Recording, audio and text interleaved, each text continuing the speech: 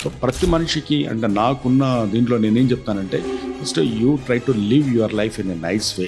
If you are at 27-28 ఒక 20-25% మీరు ఎప్పుడు మీ మనీ ఎప్పుడు రియల్ ఎస్టేట్లో సర్క్యులేట్ అవ్వాలి. అట్లాంటి ఒక ప్లేస్ చెప్పండి ఏదైతే నెక్స్ట్ 3 yearsలో భూమి అవుతుందో అక్కడ పోయి నేను ఇన్వెస్ట్ చేస్తాను అంటారు. ఇది this is going to be the best place for, అంటే ఇప్పటికీ చాలా చీప్లో దొరుకుతాయి మీకు. అది ఫ్యూచర్ రెడీ ఇన్వెస్ట్మెంట్ అని చెప్పేసి కూడా ఒక క్వశ్చన్ ఉంది సార్. అదేంటంటే ఇప్పుడు మన హైదరాబాద్లో మొన్నటి వరకు బీఆర్ఎస్ గవర్నమెంట్ ఉన్నప్పుడు ఫార్మాసిటీ అన్నారు. మళ్ళీ దాన్ని మన కాంగ్రెస్ గవర్నమెంట్ ఎవరైతే రేవంత్ గారు ఉన్నారో దాన్ని 4th సిటీ అని చెప్పేసి చేశారు. అంటే అదొక డెవలప్మెంట్ అక్కడ అని చెప్పేసి. అయితే చాలా మటుకు హైదరాబాద్లో ఈ పర్టికులర్ డెవలప్మెంట్స్ అని చెప్పేసి అనుకుంటున్నారు. ఇంకోటి మన ముంబై అవే తీసుకున్నట్టయితే నీమ్స్ అని చెప్పేసి అక్కడ కూడా ఒక సిటీ టైప్ డెవలప్మెంట్ అవుతుంది.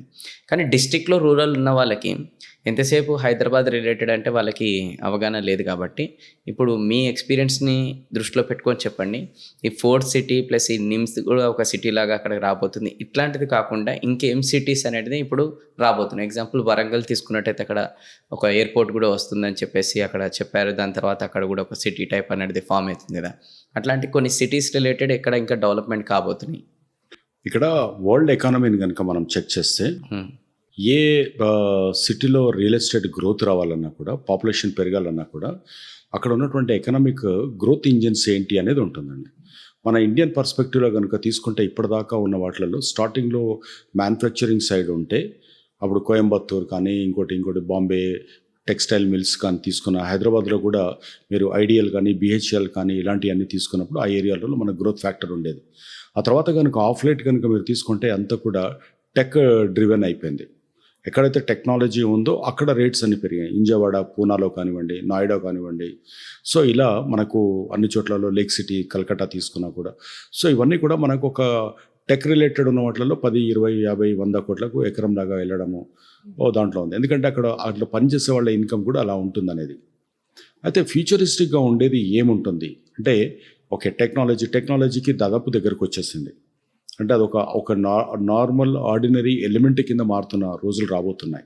బికాజ్ ఏఐ అనేది టేక్ ఓవర్ చేస్తుంది కాబట్టి. సో ఎప్పుడైతే ఏఐ అనేది టేక్ ఓవర్ చేస్తున్నారో, ఎప్పుడు దానికి ఉంటుందో, సో ఈ నెక్స్ట్ ఏంటి అనేది ఒకటి వస్తుంది. సో దాంట్లో మనకు బయోటెక్నాలజీ అనేది ఉంది. బయోటెక్నాలజీలో 2 ఉంటాయి. టెక్నాలజీ ఉంటుంది అండ్ బయో ప్రాసెసింగ్ ఉంటుంది. దాని తర్వాత ఏముంటుంది, ప్రపంచంలో ఎప్పటికైనా కూడా ఎన్ని రోజుల తర్వాత కూడా అది కంటిన్యూస్గా ఉండేది ఏంటంటే హార్డ్వేర్ రిలేటెడ్. ఎందుకంటే చిప్ లేకపోతే ఏది నడవదు. ఏఐ నడవాలన్నా కూడా చిప్ రిలేటెడే ఉంటుంది. So that is one aspect. The next aspect వచ్చేటప్పటికి మీకు టెక్స్టైల్ అండ్ క్లోతింగ్ లైఫ్ స్టైల్కి సంబంధించింది. బికాజ్ మనుషులకు ఉన్నటువంటి స్పెండింగ్ అంతా కూడా, అంతకుముందు మన పండుగలు వస్తే బట్టలు కొనుక్కునే వాళ్ళం.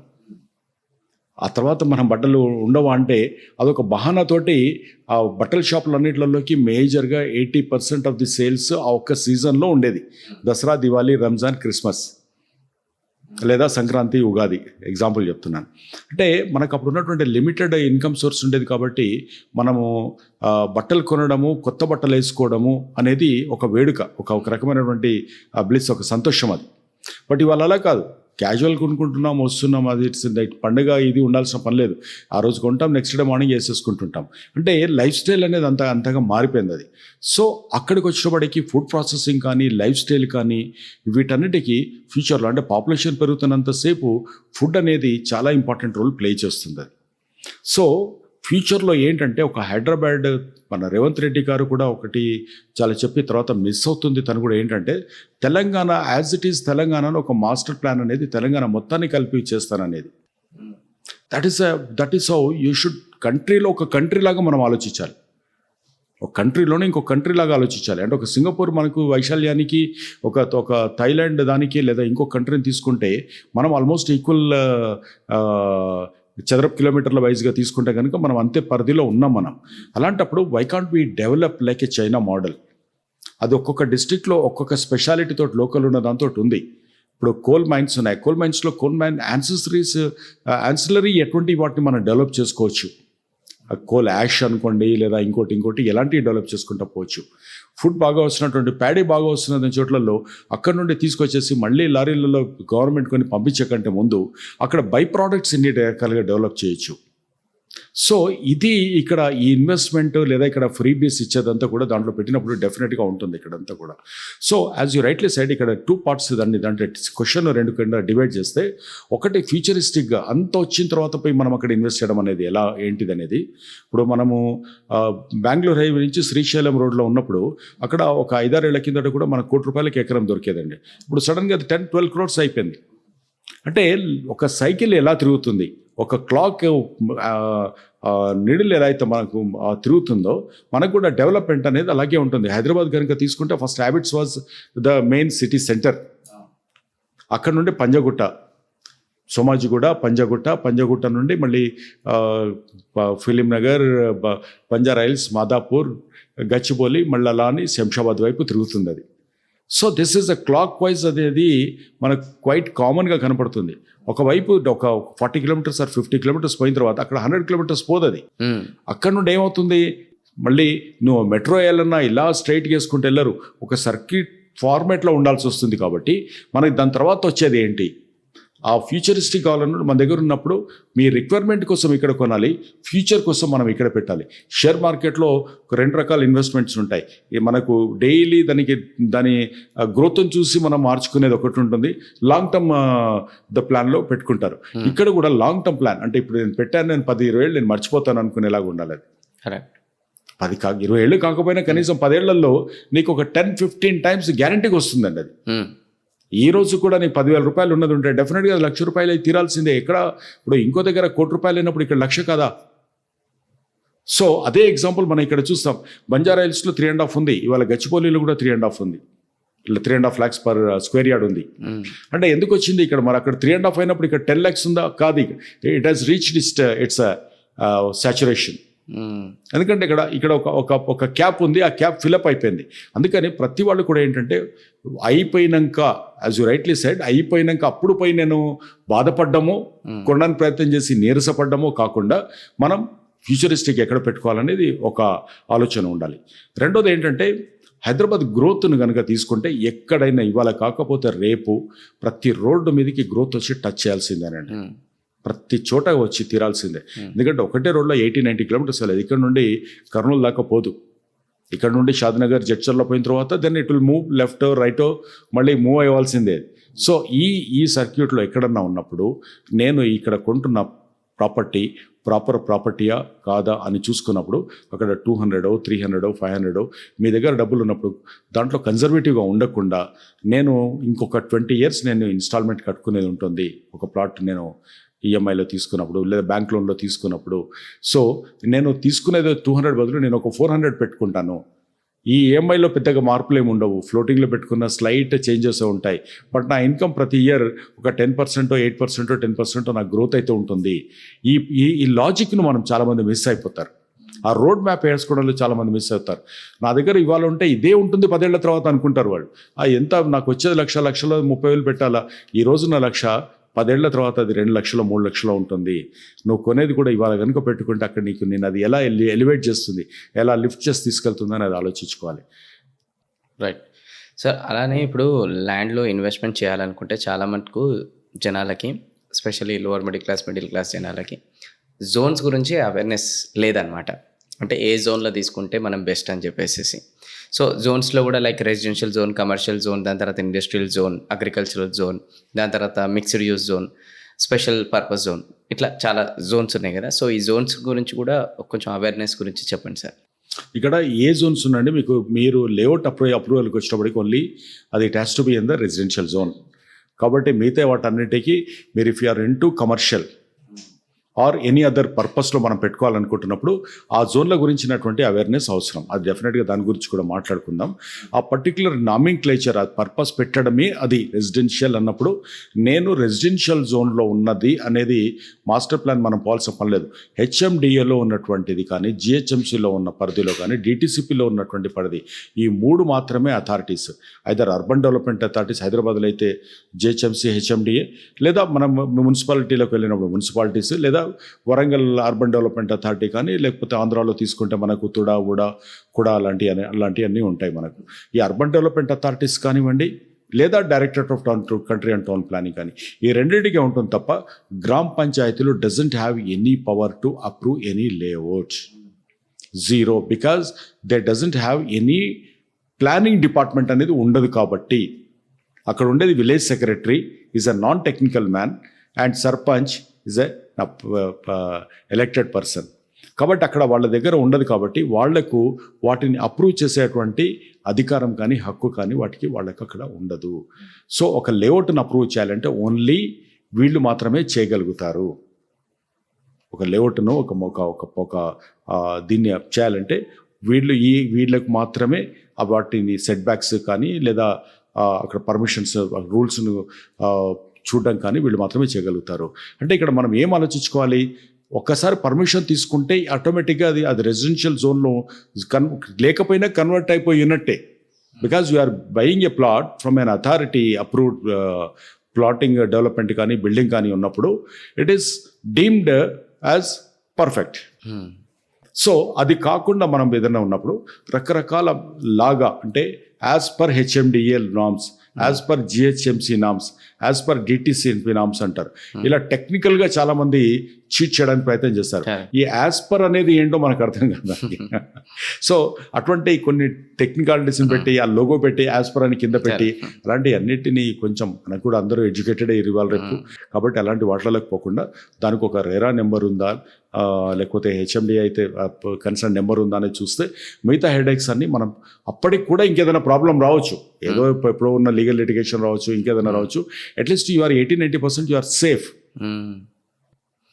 సో అలానే ఇప్పుడు దీనికి ఎక్స్టెన్షన్గా మొన్నటి వరకు కూడా చాలా మటుకు జరిగింది, ఏది మన హైడ్రా. సో ఆ హైడ్రా రిలేటెడ్ కూడా చాలా మందికి అవేర్నెస్ లేదు. ఇప్పుడు కూడా ఏదో కూల్ కొట్టేశారు ఒక జోన్ అని దాన్ని కూడా పెట్టారు కదా FTL అని చెప్పేసి, దాని గురించి కూడా కొంచెం అవేర్నెస్ చెప్పండి సార్. ఇట్లా అంటే హైడ్రా అనేది చాలా మంచి ఇనిషియేటివ్ అండి. కాకపోతే నా రిక్వెస్ట్ టు ఎవ్రీవన్, అంటే ఇటు ఎండ్ యూజర్స్ కానీ ఇటు గవర్నమెంట్ కానీ, అది ఒక ఫియర్ అనేది ఎప్పుడు రాకూడదండి. ఫియర్ అనేది ఎప్పుడు ఎవరికి మంచిది కాదు. భయంలో అంటే ఒక భయంతో కూడుకున్నటువంటి ఒక భక్తితో కూడుకున్నటువంటిది ఒక రెస్పాన్సిబిలిటీ నేర్పాలి. కానీ వాళ్ళను ఒక భయం అంటే అవేర్నెస్ క్రియేట్ చేయకుండా ఉన్నటువంటి దాన్ని తీసుకురావడం వల్ల హైదరాబాద్ గ్రోత్ అనేది కొంచెం వరకు తగ్గింది మనకి ఇక్కడ. అంటే హైడ్రా ఎందుకు వచ్చింది, ఎవరిని ముట్టుకుంటుంది, ఎవరిని ముట్టుకోదు అనేది ఇప్పటికీ కన్ఫ్యూజనే. అక్కడ చుట్టుపక్కల కిలోమీటర్ దూరంలో వాటర్ బాడీ ఉండదు. వచ్చే కస్టమర్ ఏమడుగుతున్నాడంటే వచ్చి బిల్డింగ్ పైకి ఎక్కి చుట్టూ చూసేస్తాడు ఫస్ట్ ఎక్కడన్నా వాటర్ బాడీ ఉందా అని. తర్వాత హైడ్రా పర్మిషన్ ఉందా అంటాడు. బాబు హైడ్రా అనేది పర్మిషన్ ఇచ్చేది కాదు, అది it is only a monitoring agency, it is not an approval agency. అంటే లేదండి హైడ్రా పర్మిషన్ మాకు ఎన్ఓసి తీసుకురండి అని అంటాడు. అంటే ఏమైపోయిందంటే హైడ్రా అనేది ఒక హైడ్రోజన్ బాంబు లాగా తయారైపోయింది అది. సో అలా కాకూడదు. గవర్నమెంట్ రెస్పాన్సిబిలిటీ కూడా ఏంటంటే yes it is a very good initiative. Government lands protect అవ్వాలి, మన ఫ్యూచర్ జనరేషన్కి మనం ఇచ్చేది అది. అలాగే లేక్స్ ప్రొటెక్ట్ అవ్వాలి, బికాజ్ అది లేకపోతే మన లైఫ్ లేదు. ఏ బిల్డర్ అయినా, ఏ డెవలపర్ అయినా, ఏ ఇండివిజువల్ విల్లా ఓనర్ అయినా, ఎనీ ఇండివిజువల్ పర్సన్ ఎవరైనా కూడా మనం we should not touch base that. అంటే మన ఓన్ గోతి మనం తవ్వుకున్నట్టుగా ఉంటుంది. కాబట్టి అవి ప్రొటెక్ట్ అవ్వాలి. But at the same time వాటికి క్లియర్గా ఇయర్ మార్క్ చేసుకోవడానికి ఒక వార్ ఫుడ్ బేసిస్ మీద వాటికి ఒక ఫెన్సింగ్ చేయడం కానీ, దానికి ఒకటి పెట్టడం కానీ, మిగతా వాళ్ళను మీరు ఏముందో మాకు వచ్చి చెప్పండి, వాళ్ళకు నోటీస్ ఇచ్చేసి ఏదైనా ఉంటే కూడా వాళ్ళను ఒక ఎంక్వైరీ అనేది పెట్టుకొని చేయడం అనేది ఇంపార్టెంట్. అది డెఫినెట్గా కంట్రోలింగ్ పాయింట్ అనేది ఉండాలి. అయితే హైడ్రా పర్మిషన్ అనేది ఎక్కడైతే లేక్స్ ఒకప్పుడు ఏముండదంటే లేక్ ఫేసింగ్లో ఉంటే లేక్ వ్యూ, లేక్ ఫేసింగ్ అంటే అది చాలా ప్రీమియం. ఇవాళ లేక్ అనే పదం వాడాలంటే ఒక ఫియర్, ఒక ఏమంటారు దాన్ని, ఒక నెగిటివ్ ఫ్యాక్టర్ అవుతుంది. అంటే అది కనపడకూడని పదము ఒక బ్రోచర్లో ఏదైనా ఉందంటే లేక్ అనేది. సో అలాంటి సిచ్యువేషన్ అవుతుంది. These are all beautiful things. Hyderabad is a lake city. మనకి లేక్ వ్యూ కానీ అలాంటి మనకి FTL జోన్స్ని కానీ బఫర్ జోన్స్ని కానీ దాటి ఏదైనా ఉన్నప్పుడు దాన్ని దాటి ఉండి ఆ వ్యూ ఉన్నప్పుడు ప్రతి వాళ్ళు ఎంజాయ్ చేసుకునేలాగా ఉండాలి. సో అది దానికి సంబంధించినటువంటిది it's a very good initiative by the government. I really appreciate that. But Hydraa ఉందా లేదా అంటే ఒక్కసారి గవర్నమెంట్ పర్మిషన్ ఇచ్చిన తర్వాత హైడ్రా గురించి ఆలోచించుకోవాల్సిన పని లేదు అనేది గవర్నమెంట్ క్లియర్గా చెప్పాలి. అండ్ బిల్డర్స్ కూడా దానికి సంబంధించినటువంటి అవేర్నెస్ క్యాంప్స్ని పెట్టాలి. అండ్ పబ్లిక్ కూడా దాని అందరం అవేర్నెస్ ఉందండి మనకు కూడా. సో ఒకసారి అప్రూవల్ ఇచ్చిన తర్వాత ఇంకా దీని గురించి అంతే చిన్న తప్పులు జరిగాయి. పాత వాళ్ళు ఏదో తప్పులు చేయడం వల్ల అది ఇదని వచ్చింది, అది కూడా జరిగి ఉండాల్సింది లేదు. బట్ ఇప్పుడు మటుకు మనకు కొంత క్లారిటీ వచ్చింది కాబట్టి మనం దాని గురించి ఏం ఆలోచించుకోకుండా గవర్నమెంట్ అప్రూవ్డ్ ఉంటే మిగతా వాటిని ఆలోచించుకోకుండా మనం ముందుకెళ్ళొచ్చు. రైట్. అలానే ఇప్పుడు ఇందాక ముందే వీళ్ళు 25 ఏజ్ కాబట్టి కొంచెం కోరికలు కూడా బాగానే ఉంటాయి అనమాట. సో దాన్ని బేస్ చేసుకొని అడుగుతారు ఈ క్వశ్చన్. మీరు కరెక్ట్గా ఎగ్జాక్ట్గా ఇది మీకు అంటున్నారు అనమాట. సార్ మీరు ఎగ్జాక్ట్గా కరెక్ట్గా చెప్పండి, నాకు ఎక్కువ కన్ఫ్యూజన్ వద్దు, నేను ఎక్కువ రీసెర్చ్ చేయను, అట్లాంటి ఒక ప్లేస్ చెప్పండి ఏదైతే నెక్స్ట్ 3 ఇయర్స్లో భూమి అవుతుందో అక్కడ పోయి నేను ఇన్వెస్ట్ చేస్తాను అంటారు వీళ్ళు. అట్లాంటి ప్లేస్ ఏంటంటే అడుగుతారు. ఇప్పుడు నేను ఫోర్కాస్ట్ చేసేది ఏంటంటే హైదరాబాద్ని కనుక మనం ఒక 5 roads or 6 roads అనుకున్నాం అనుకోండి, బాంబే హైవే సాచురేట్ అయిపోయిందండి. అంటే కొంచెం సాచురేషన్ అంటే పెరుగుతుంది, బట్ డబ్బులు ఎక్కువ ఉండాలి చాలా. అంటే అది కంది అవతలదాకా అట్లా వెళ్ళిపోయిన ప్లేస్ కనపడుతుంది మనకు. నీమ్స్ కానీ ఇంకా అక్కడ ఫార్మా పాత రోజుల్లో పటం చెరువు దగ్గర నుంచి ముందు దాకా అదంతా ఉంది కదా. ఆ తర్వాత మళ్ళీ ఇటు ప్యారలల్ రోడ్ కనుక తీసుకుంటే వాట్ కాల్ దట్ మనకు అటు బెంగళూరు హైవే దాకా ఉన్నటువంటి ప్యారలల్ రోడ్స్ అన్నీ కూడా తీసుకున్నా కూడా. సో ఇటు పక్కన తీసుకుంటే మళ్ళీ మేడ్చల్ రోడ్లో కూడా చాలా దూరం దాకా మనకు పోయినదే కనపడుతుంది. అన్ఫార్చునేట్లీ చాలా బ్యూటిఫుల్ ఫీచర్ ఉన్నటువంటి వరంగల్ రోడ్డును అది ఏమైపోయిందంటే మన లాస్ట్ గవర్నమెంట్లో యాదగిరిగుట్ట అనేటువంటి ఒక ఒక ఒక ఒక రకమైనటువంటి వేవ్ హైప్, అది అంటే ఇట్స్ నాట్ ఇంకే కాదు, రియల్ గ్రోత్ కాదు. ఒక దేవస్థానాన్ని చూపించేసి అక్కడ ఉన్నటువంటి పైకి వెళ్తే ఒక 2,000 మంది 3,000 మంది కంటే, అంటే నేను పూర్తిగా ధర్మాన్ని తర్వాత హిందూయిజాన్ని నమ్మేటువంటి ఒక సనాతన ధర్మాన్ని నమ్మే మనిషిగా చెప్తున్నాను. దేవుళ్ళందరూ ఒకటైనా కూడా దానికంటూ ఒక పరిధి అనేది ఉంటుంది. సో తిరుపతి కొండ మీద 1,00,000 మంది ఉండొచ్చు, యాదగిరిగుట్ట మీద 3,000 మంది కంటే ఎక్కువ ఉండలేరు. బికాజ్ కొండ వైశాల్యం అటువంటిది. అలాంటప్పుడు నువ్వు హైదరాబాద్కు దగ్గరగా ఉంటే, తిరుపతి దేనికి దగ్గర లేదండి, పోతే వాడు చచ్చుకుంటూ ఒక రోజు ఉండాల్సిందే అక్కడ. ట్రావెల్ చేయడానికి అంటే ఫ్లైట్లో పోతే తప్ప ట్రావెల్ చేయాలన్నా ఓవర్ నైట్ చేయాలి, మళ్ళీ రావడానికి ఉంటుంది. It's a 2 days programme. But Yadagirigutta is only 1.5 hour. And అక్కడ పెట్టుకొని ఆ చుట్టుపక్కల ఉన్నటువంటిది అక్కడ నుండి జనగామ దాకా యాదగిరిగుట్టని సెంట్రల్ తీసుకొని యాదగిరిగుట్టకి ఇంత యాదగిరిగుట్ట ఏం జరుగుతుంది, ఎంతమంది ఉంటారు అక్కడ పోయి, అంటే ఎకానమీ ఎట్లా డెవలప్ అవుతుందని ఉంటున్నారు. అంటే ఒక రెసిడెన్షియల్ అక్కడ ఉన్నటువంటి యాత్రికులు ఉండడం కాకుండా ఇంకా ఎవరు వచ్చి ఉంటారు అక్కడ, ఎలాంటి ఇన్కమ్ జనరేట్ అవుతుంది, ఒక 50,000 1,00,000 వచ్చేటువంటి ఉద్యోగాలు ఎన్ని క్రియేట్ అవుతాయంటే అబ్సల్యూట్లీ జీరో. ఇంకా వేరేది ఏదైనా మనం చెప్పొచ్చు, ఇక్కడ లేదు. బికాజ్ నువ్వు దేవుడికి వెళ్ళావా, దండం పెట్టుకున్నావో, బ్యాక్ వచ్చావా, హైదరాబాద్లో వచ్చి పడతావు, నీకు అక్కడ ఏముంటుంది అక్కడ. సో మంచి ప్లేస్ని అదొకటి పాడు చేశారు. సో అక్కడ నుండి కనుక మళ్ళీ పక్కకు వస్తే మనకు విజయవాడ హైవే నుండి శ్రీశైలం రోడ్ వరకు ఉన్నది, కానీ ఇటు బెంగళూరు హైవే నుంచి శ్రీశైలం రోడ్డు కూడా లాస్ట్ ఒక 1 yearలో చాలా పెరిగిపోయిందండి. అంటే 1 crore 2 ఉన్నది, ఇప్పుడు 10-15 crores దాకా వెళ్ళిపోయింది. అక్కడ కూడా గేటెడ్ కమ్యూనిటీస్, వెస్ట్ సైడ్లో ఉన్న బిల్డర్స్ అందరూ అక్కడికి వచ్చి అన్ని గేటెడ్ కమ్యూనిటీస్ అన్నీ అక్కడ హై రైజ్ బిల్డింగ్స్ కానీ విల్లాస్ కానీ అక్కడ అన్నీ వచ్చేసాయి. అంటే పెద్ద గోల్కొండ కానీ ఇంకోటి ఎగ్జిట్ నెంబర్ 14, 15, 16 అవన్నీ అలా వచ్చేసాయి అన్నీ కూడా. సో ఇప్పుడు ఉన్నది ఏంటంటే అక్కడ నుండి ఒక పార్ట్ ఆఫ్ ఇట్ నుండి విజయవాడ హైవే మీద మట్టుకు ఫ్యూచర్ అంతా అక్కడ అలైన్ అయి ఉంది. డెఫినెట్గా అది అలా మూవ్ అయి తీరాల్సిందే. అంటే అటు ఫ్యూచర్ సిటీ కాకపోతే రేపు పొద్దున ఇంకో గవర్నమెంట్ వచ్చి ఇంకో పేరు ఏదైనా పెట్టినా, లేదా ఫ్యూచర్ సిటీ కంటిన్యూ అయినా, లేకపోతే అక్కడ నుండి మనకి ఇండస్ట్రియల్ పార్క్స్ అన్ని విజయవాడ హైవేకి వస్తున్నాయి. అక్కడ లాజిస్టిక్ పార్క్ ఒకటి డెవలప్ చేస్తున్నారు. అండ్ అమరావతి డెవలప్ చేసిన తర్వాత అమరావతికి క్యాపిటల్కి ఉన్నటువంటి ఏకైక కనెక్షన్, 2 క్యాపిటల్లకు ఉన్నటువంటి కనెక్షన్ ఒక విజయవాడ హైవేనే. కాబట్టి అది డెఫినెట్గా అది గ్రోత్, అది కూడా ఇప్పుడు 6 to 8 feet 8 lane రోడ్ అవుతుంది. అండ్ ఫ్యూచర్లో అది ఫాస్ట్ రైల్ ట్రాక్ని కూడా ఒకటి డెవలప్ దీన్ని ఆనుకొని రైల్వే ట్రాక్ను, గ్రీన్ఫీల్డ్ రైల్వే ట్రాక్ను కూడా డెవలప్ చేయాలని చూస్తున్నారు. కాబట్టి this is going to be the best place for, అంటే ఇప్పటికీ చాలా చీప్లో దొరుకుతాయి మీకు. అది 5,000, 6,000, 7,000 రూపీస్లో లీగల్ లేఅవుట్స్లో దొరికిపోతాయి. కాబట్టి it's the best way to go and by that.